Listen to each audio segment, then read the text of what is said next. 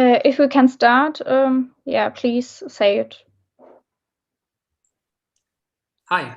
Yeah, I'm ready to start. Okay. I make a short introduction and then I got the word to you. Yes, thank you. Okay. So, welcome back. For those who don't know me yet, I'm Lucy Hopfensack, junior researcher at the Wuppertal Institute, and moderate the next two sessions. In the next session, Julian Lauten-Weiss, a graduate research assistant in the Wuppertal Institute in the Division of Circular Economy, presents a circular business framework that helps business translate sustainability into business models. It allows for a simple yet and deep evaluation of business models, revealing their potential for improvement along the principles of circularity. We would be very happy to have a question and answer session afterwards. And please feel free to join the Zoom meeting. You can find the access link left under the screen. So yeah, we can start. Great. Yes, thank you so much for the introduction. I guess we're streaming on YouTube and we are on Zoom. So if you are watching on YouTube, I do want to encourage you again to head over to Zoom so you can submit some questions. I don't think we're looking at questions from YouTube. So maybe that just at the beginning. And I'm going to share my screen now. Hopefully we're going to have no issues with this. Can you see the screen? Can somebody give me a quick heads up? Yes. Okay, perfect. Thank you so much. All right.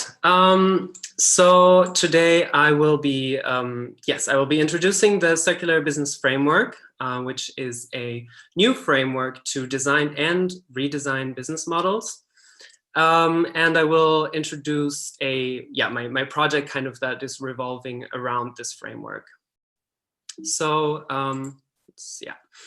of course, we all know, otherwise we wouldn't be here, that we need to change the way we do business. At this point, I think a lot of people are aware of the sustainability challenge that we are facing right now. Almost every week we have new business leaders or politicians making new commitments or saying, okay, how are we gonna transform to a circular economy? We also have a lot of businesses making products, so a lot of consumers can already see, okay, we're doing, recycled plastics here, or we're reducing packaging there. But a lot of this is in communication, but where there's really potential for transformative change is the business models, of course.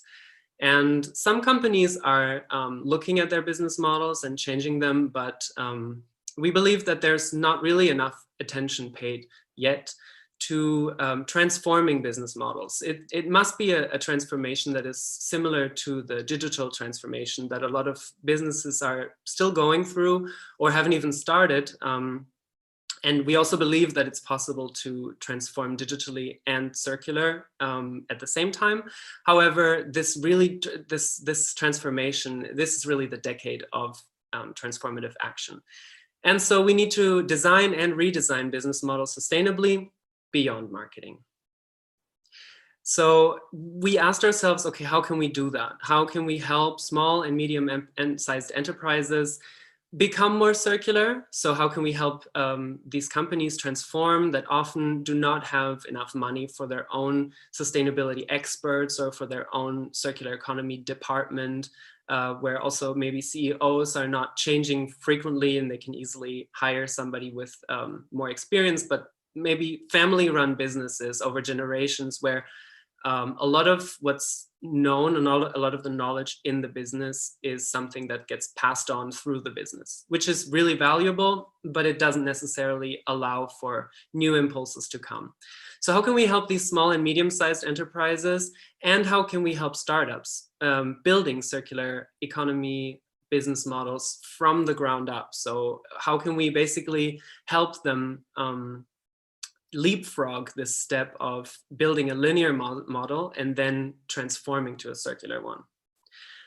So first of all, I would like to say who is we when I talk about we are thinking we do this or that. I am there on the left-hand side. My name is Julian Lauten-Weiss, bit of a complicated last name, but you can easily find me online thanks to this last name. And my partner in this project is Emma Roach. So I'm just going to say a few words about myself, and then I will also introduce Emma. So I recently graduated with a master's in entrepreneurship and innovation. And this whole framework and the project is actually something that came out of my master's thesis. So it is not the exact result from the thesis, but it's something that we started developing further, myself and Emma. Already before I started working in this circular economy focused area, I have had some consulting experience and project management in different countries. I got to take a look at different approaches to business over the last years. During my studies and in between, but since the beginning of this year, I have been working at the Wuppertal Institute in Germany, and they were also an integral part to this thesis, and they are also giving a lot of expertise to this project and the circular business model, circular business framework. A passion of mine, a professional passion of mine for sure, is to bring research into practice. So this is something that I'm trying to do with this project, to do something that I think is not being done enough, because there's amazing research, there's incredibly smart and inspiring people in the Wuppertal Institute and in other research institutions and universities around the world. But I think there is a lack of this knowledge getting to businesses. So that is what I'm trying to do also with this project, together with Emma, who is an environmental scientist. She also has a master's degree, and she has several years of work experience with the circular economy and digital transformation in different consulting agencies. And she's also quite active in the green startup scene, having founded several startups already. And so she's a great partner for this project because she's bringing a lot of expertise that is complementary to my own. So now about business model frameworks. This is something that I'm sure a lot of you have already seen. In the center, you can see the business model canvas. And it's incredibly well known. It is probably a revolutionary tool for business strategy, for creating business models, for structuring them.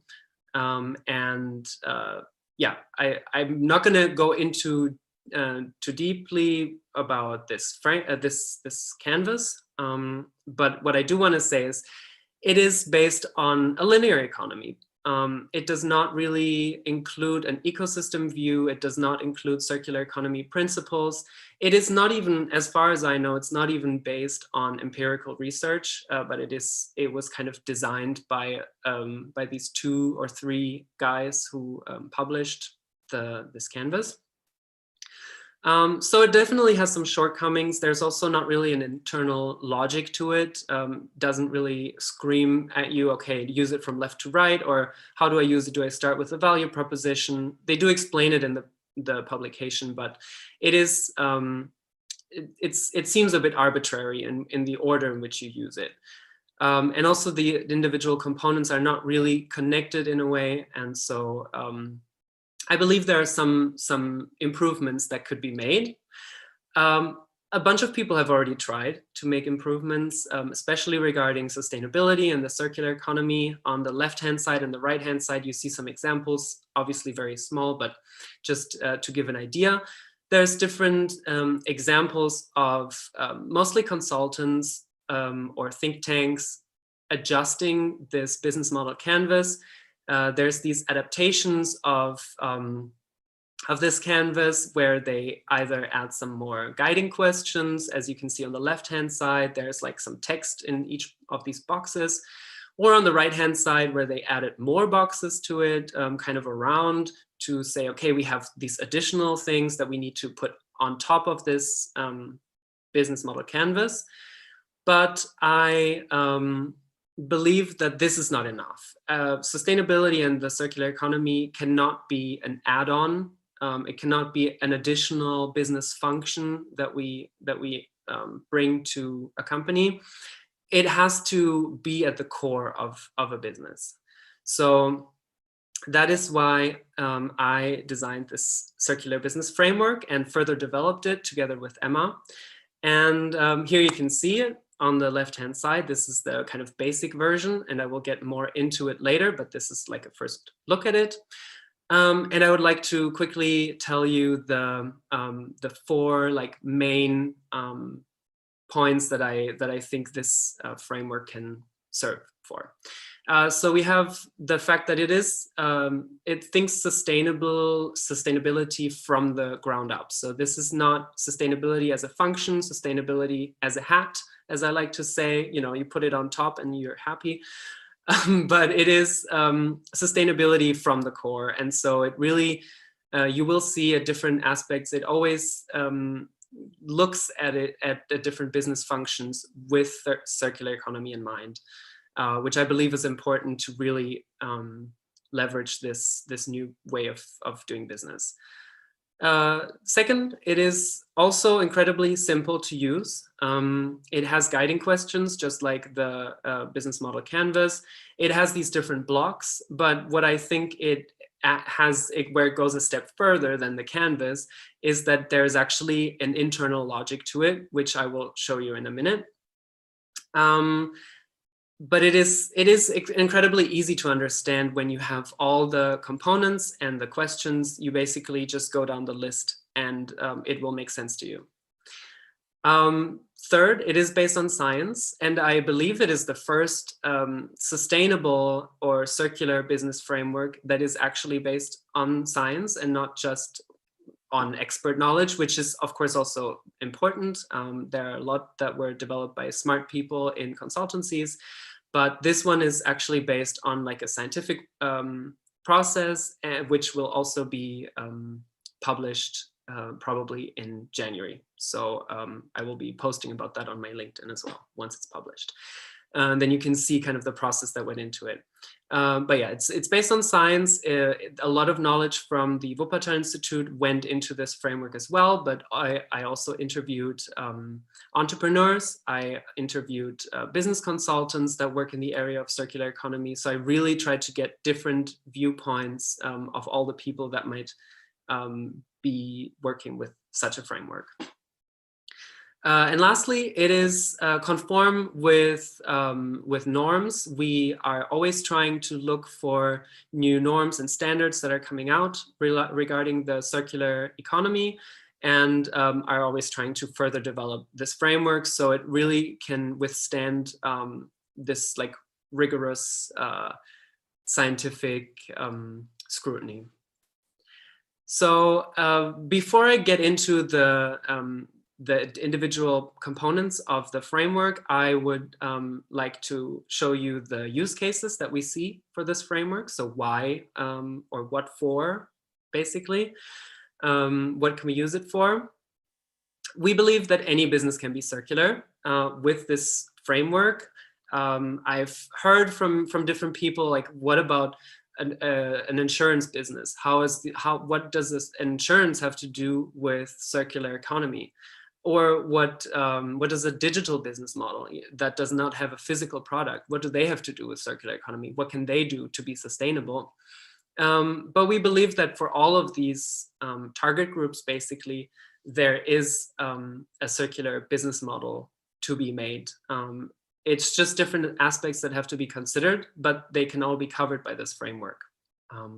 So we have these three use cases for the framework. The first one is a circularity check.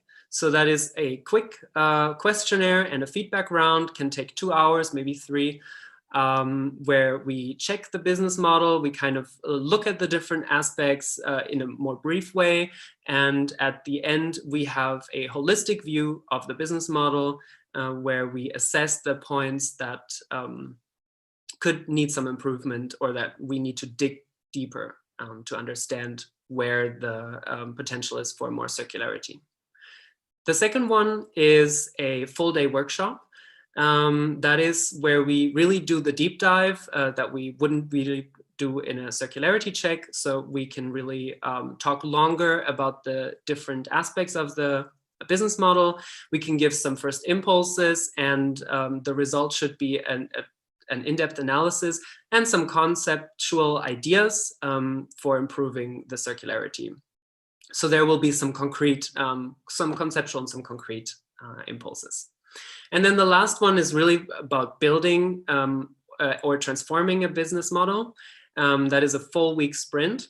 And here, of course, you can imagine this is even more of a deeper look. And in the end, the circular business model kind of target business model can be defined and the way in how to get there. So it's a bit quicker than a typical strategy consulting project, but we believe that with this framework, we can, in these 3 different categories, we can give different depths of insight into how to create a circular business model. So I said any business, and yes, we do mean any business can be circular, but we have these 4 main target groups. First of all, it's the small and medium enterprises. There we believe, as I mentioned, this transformation to a circular economy is something that a lot of small and medium enterprises have not really started yet. I think a lot of them are aware that this is kind of happening. There's regulation, especially pushed by the EU. So this is quite influential in Europe, of course, and in all countries, because in the end, of course, also through trade, more and more companies will be affected by this. And so this is about optimizing, improving, or even transforming a business model. Then next we have the startups, and this is, as I said, building from the ground up to also avoid having to transform later, because we kind of can guess that this is a development that we're heading towards, where all businesses need to become as circular as possible to reach zero emissions by 2050 at the latest. And another group that we believe can benefit from this framework and from our approach are company builders and consultancies.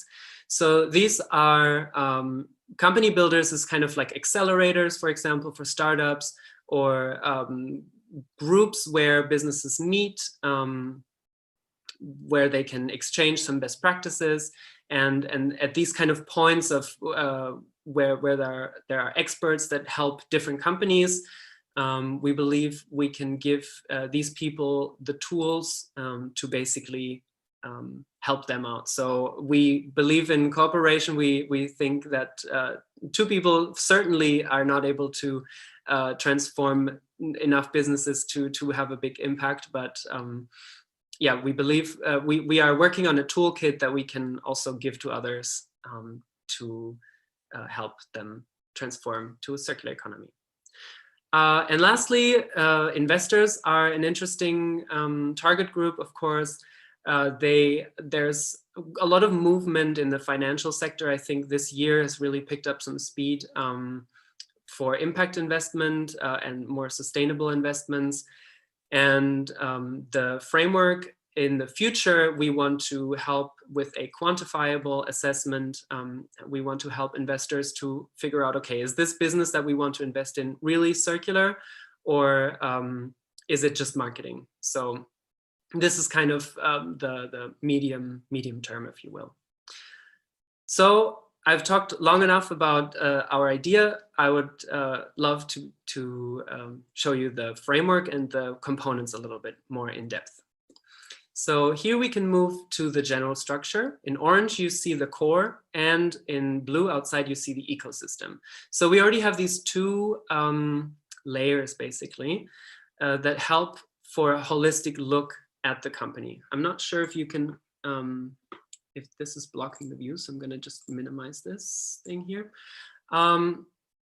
But we are looking at a company holistically, and there are two directions in which you use it. So that's what I meant by the internal logic that I mentioned earlier, that I believe the business model canvas is missing. So here we have this logic from inside out. So we're always looking at the core, and then we're looking at the ecosystem, and then we're going to look at the core again and again at the ecosystem.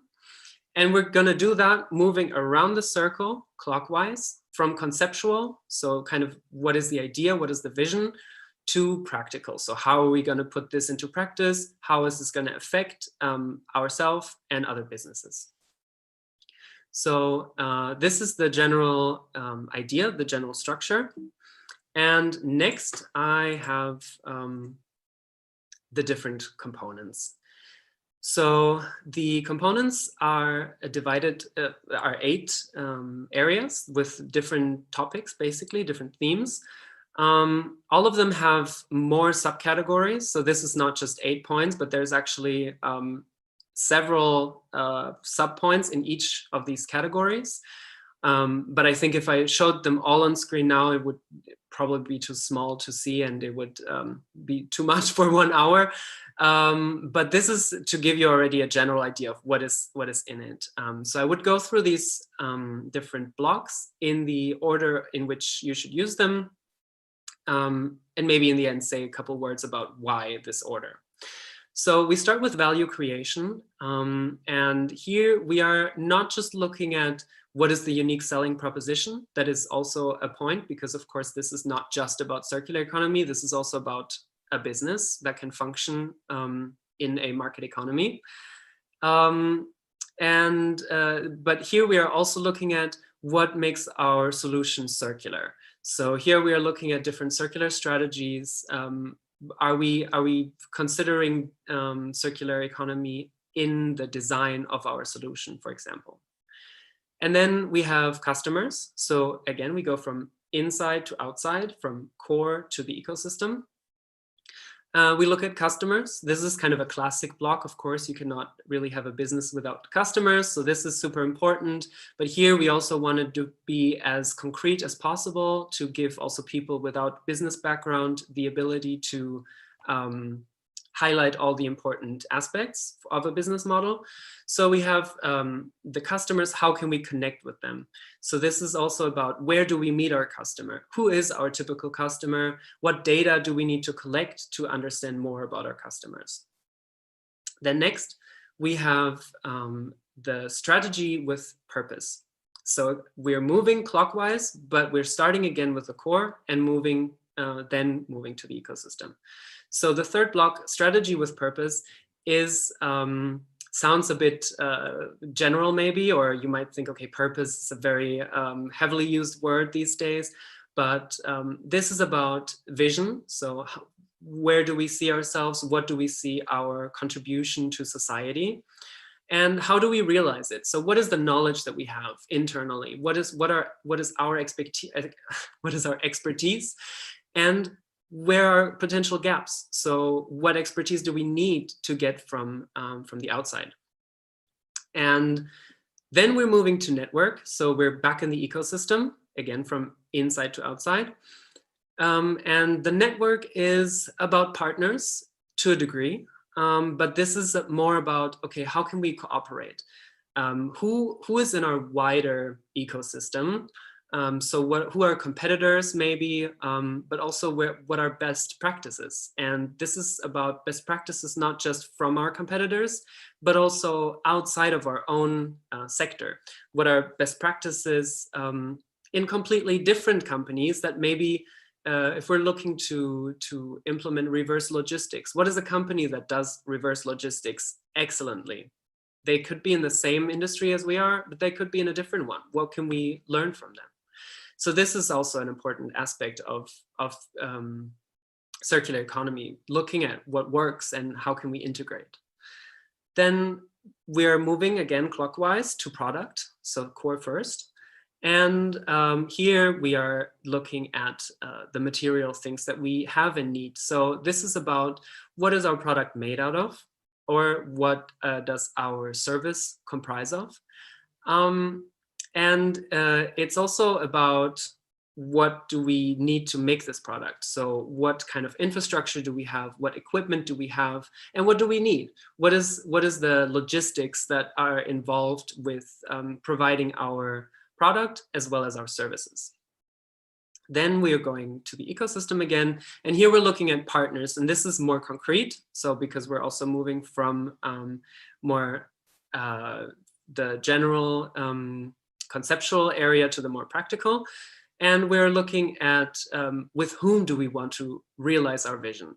So this is about mentors, this is about investors, and this is about any other type of partner like suppliers that we really need to look at more closely, that we are going to be interacting with regularly within our ecosystem. And then we're going to basically to the last quadrant. Again, first at the core, we're looking at the operations, and this is about how do we want to work internally. And this is kind of the part that covers most of the aspects that you can see in frameworks like the business model canvas. Just to show you how limited this is, that kind of the core is already covering everything from the canvas, and the whole ecosystem part is pretty much new. So in operations, we are looking at different functions. We're looking at who is managing our partner and ecosystem, and who is looking at marketing, and who is communicating our purpose, who is communicating our vision, who is making sure that we are perceived the way that we want to be perceived. And then lastly, we have impact, and this is the factors that enable or constrain our own business models. So this is what impacts do environmental or societal aspects have on us, but also it's about what impact are we having on our environment, because we believe that it's incredibly important to think also that any business is not just impacted by the environment. We need to watch out for this regulation, or we need to make sure we don't break the ecological environment we're in, but it's also about what can we contribute in a positive way? Can we help actually regenerate natural systems? Can we help build, like educate people in our society? Can we, help build our community? And we believe that this is not just something that is charity work, but it is also something that pays back in the long run. Because if we have a community that has good education, then there's people that can work for us that are educated well, or educated in the areas that are relevant for us. So these are the 8 blocks. And as I said, each block has subcomponents. So this is where it really goes deeper into different aspects of these different blocks. But this is as far as I'm going to go for today. However, I would like to tell you about a case that we did. It's a workshop that we did just recently, and it's also a nice illustration of how this framework is applicable across borders. So this is a great, very interesting startup. We talked to Himkar Singh, who is the founder of the Compost Kitchen, and that is a organic waste management startup based in Johannesburg, South Africa. And what they do is really cool, actually. So maybe something that is important to know beforehand about South Africa is that in the country, they don't have a municipal waste collection system. As a country, like a dynamic country in development, Himkar told us that the municipal waste collection is too expensive for the cities in South Africa, and therefore the waste collection has been privatized. So It is a completely different market that we, for example, don't have in Germany, and I believe most countries in Europe don't really have a private waste collection industry. But in South Africa, they do. And a lot of the organic waste is often collected with like a mixed waste bin. But what Himka and his startup is doing, they have a subscription-based model. So people pay, I think, around 10 euros a month. Of course, in African rand, South African rand, but it's about 10 euros. And then they deliver these waste bins for organic household waste to the households. And then the people can trash their organic kitchen waste or garden waste. And once a week, they drive around and they pick up the organic waste.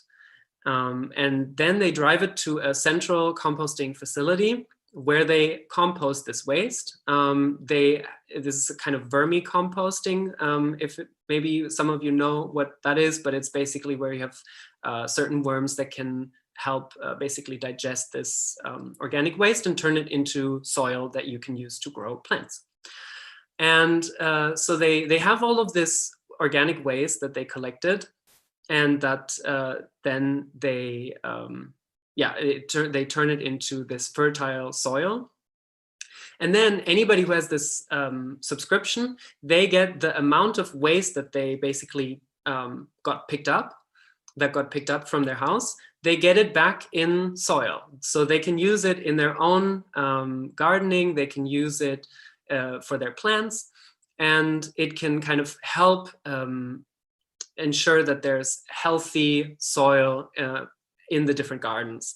And then, of course, they are also looking to work with farming businesses and with restaurants to get larger amounts of compost and help to bring that natural soil, that natural fertilizer, basically, back into the environment, instead of just incinerating the organic waste, which happens a lot of times, also happens in European countries. Certainly in Germany, I know that a lot of organic waste is just burned, ideally at least turned into some energy, but there's little composting, which of course would be the natural cycle in which the waste should be cycled. So this would be circular, to compost it and use it for planting again. So this is what they do. They bring it back to the households, and they sell it as fertilizer to farmers as well. So they have the subscription-based model for households, and then they also sell the compost to farmers. And the kind of big vision that they have is to improve water security in the region, because South Africa is a country that is under water stress, meaning they don't have enough water to satisfy their need for water. And one of the reasons why certain areas are under water stress is because the soil has been eroded. It's very dry. The nutrients are taken out through farming, through agriculture, and nutrients are not really being put in again. There's only fertilizer that's being used that boosts the nutrients for a short amount of time, but then they go away again. And it doesn't really help enrich the soil. But if there was this compost being used for the soil, it would be easier to hold the water. So when there's rainwater, it doesn't just wash away, but it actually stays in the ground, and then it can help regenerate the natural environment, which is actually one of the main circular economy principles, besides designing out waste and pollution and keeping materials and products in use. The third one, defined by the Ellen MacArthur Foundation, is to regenerate natural systems. And this is actually what they're doing with the startup. So as you can see, this is already quite a sustainable circular startup in South Africa. And Himka was kind enough to let us test our model with him to see if we can find any gaps. And indeed we did. So this kind of proves that even with a sustainable startup in whichever country you're looking at, you can really find some new aspects using this framework and our approach. So as a little look into a little view into how that worked, how we are doing this also in this time where, of course, it's quite difficult to meet people in person, let alone fly to a different continent. We are working 100% digitally. So we're using this whiteboarding tool on the bottom right. You can see a little screenshot of the session that we had. And here you see the network aspect. So I'm just going to go back really quick, show you network on the top right of this framework. And here you have some subcomponents with the questions that belong to those. And so we collected these sticky notes, we collected different ideas that Himka had. We asked him a lot of questions where something wasn't clear to really understand his business model. And yeah, we added a lot of, we basically put all the thoughts onto the screen. And that's also what Himka said, that it really helped him to get the thoughts of him that he had as a founder and entrepreneur, somebody who is kind of has all of these ideas in his head, but he's never taken the time to really map them out and understand how they relate to each other. And so this was already one of the results that we accomplished with our workshop. And it was also one of those 2 to 3 hour workshops. So this first use case that I introduced. And we also identified some gaps. So now basically afterwards, we're able to tell him, okay, if you want to become more circular or even more sustainable, you can do X, Y, Z to improve your business model. So this was the result of this application. Now I want to start a conversation. I hope that this was interesting for all of you. And I want to ask you, what have been the biggest hurdles that you've been facing when confronting businesses with the circular economy? So this could be if you are an employee, if you are a consultant that is trying to get circular economy into businesses, or if you are a customer that has maybe talked to a company before and asked like, hey, can you, what if you change the packaging of this product, or, you know, any kind of interaction you had or something you've seen companies talk about. I would love to know from all of your perspectives. I think this is quite an international audience, so I'd be super curious to know if there's anything that's specific to your region. And also, if you have any questions about my presentation, about the Circular Business Framework, feel free to leave them in the chat. And I believe that Lucy will check the chat and then probably unmute herself and let me know if there's anything. So yeah. Do we already have anything, Lucy, or? No questions in the chat, but yeah, we have participants. Maybe there are questions here in Zoom. You can yeah, let us know if you have. And yeah, from me, thank you for the detailed presentation and the detailed insight on the circular business framework. It was very interesting. And so, yeah, feel free to ask or answer the question. Exactly. I'm sure if anybody's typing right now, I want to leave some time, so no rush. We have some time left until the end of the session, but I thought it would be more interesting to have a little bit of a conversation instead of just me talking. So I guess, Lucy, you can just interrupt me if there's anything in the chat. If it's a question or also an answer, I would love to discuss a little bit. Yeah. Maybe in the meantime, I could give some examples of what I have heard are some hurdles, some general ones maybe, and if you have any specific examples or if you agree or disagree with the things I'm saying, please let me know. But I think the different hurdles that I've seen are for sure that there is little knowledge about the circular economy or even sustainability. I think especially in small and medium-sized enterprises, there are a lot of people kind of being aware, like, okay, there's this European Green Deal, there's climate neutrality by 2050. You know, there's some countries that are being super ambitious. Like I think Sweden is trying to be carbon neutral earlier. New Zealand for sure is a big front runner in this area. So there's a certain awareness, but the knowledge is really missing, I think, in some businesses.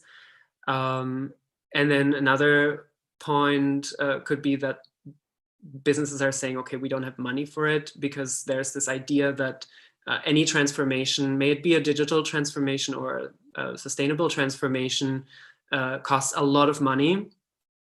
And there's just no money for this type of investment. Even though I'm pretty sure that there are a lot of, at least some smaller things that can be done without huge investment. I think the biggest real hurdle is the buy-in from the top executives in a company, where, you know, if there's really it has to kind of come top down, I believe, in a company.